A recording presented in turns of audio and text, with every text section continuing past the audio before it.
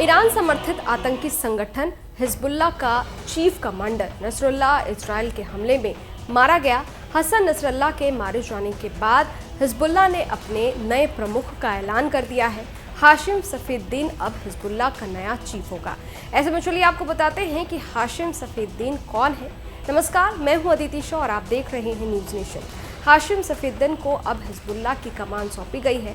Hashim Hasan Nasrallah का चचेरा भाई है। 1964 में दक्षिणी लेबनान के दीर कानून एन नाहर में जन्मा हाशिम सफीउद्दीन एक प्रमुख लेबनानी शिया मौलवी और हिजबुल्लाह का सीनियर लीडर है। कहा जा रहा है कि हाशिम सफीउद्दीन इजरायली हमलों से बचता फिर रहा है। ये हिजबुल्लाह के राजनीतिक मामलों को देखता आया है, साथ ही एग्जीक्यूटिव काउंसिल का प्रमुख है। इसके अलावा ये जिहाद काउंसिल का चेयरमैन भी है, जो संगठन के मिलिट्री ऑपरेशन की प्लानिंग करती है। हाशिम काली पगड़ी पहनता है।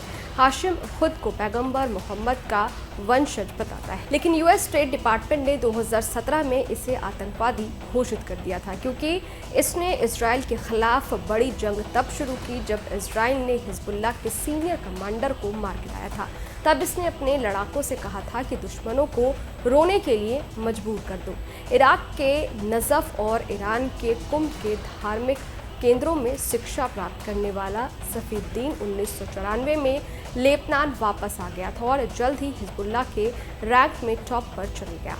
1995 में समूह की सर्वोच्च निर्णय लेने वाली संस्था मजलिस अल शूरा में शामिल हो गया। इसके तुरंत बाद उसे जिहाद परिषद का प्रमुख नियुक्त किया गया, जिससे हिजबुल्लाह के सैन्य और रणनीतिक अभियानों पर उसका प्रभाव मजबूत होता चला गया। नसरुल्लाह के विपरीत जो वर्षों तक छिप कर रहा सफीउद्दीन हाल में राजनीतिक और धार्मिक आयोजनों में खुले तौर पर दिखाई दिया है। सफीउद्दीन की गिनती नसरुल्लाह और नईम कासिम के साथ हिजबुल्लाह के टॉप 3 नेताओं में होती थी।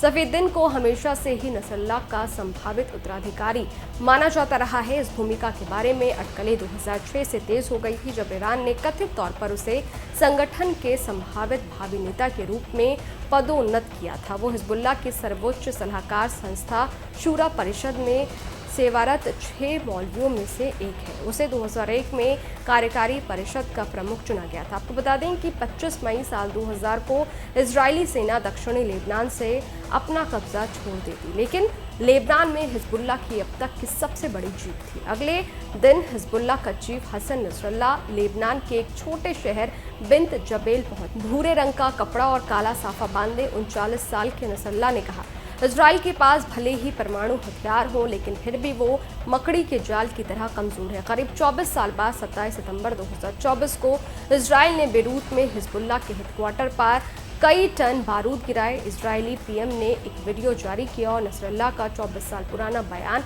याद दिलाया। नेतन्याहू ने कहा कि हमारे दुश्मन सोचते थे कि हम मकड़ी के जाल की तरह कमजोर हैं, लेकिन हमारे पास स्टील की नसें हैं। नेतन्याहू के बयान के कुछ घंटे बाद इजरायली सेना ने पुष्टि कर दी कि नसरुल्लाह मारा गया है। इजरायली सेना ने कहा कि अब नसरुल्लाह दुनिया को आतंकित नहीं कर पाएगा। खैर, इस वीडियो पर आपकी क्या राय है? ये वीडियो आपको कैसा लगा? कमेंट बॉक्स में जरूर बताइएगा। बाकी देश और दुनिया की तमाम खबरों के लिए देखते रहिए न्यूज़ नेशन। मेरे यानी अदिति शाह। न्यूज़ नेशन अब व्हाट्सएप पर खबरों के ताजा अपडेट के लिए न्यूज़ नेशन के इस क्यूआर कोड को स्कैन करें।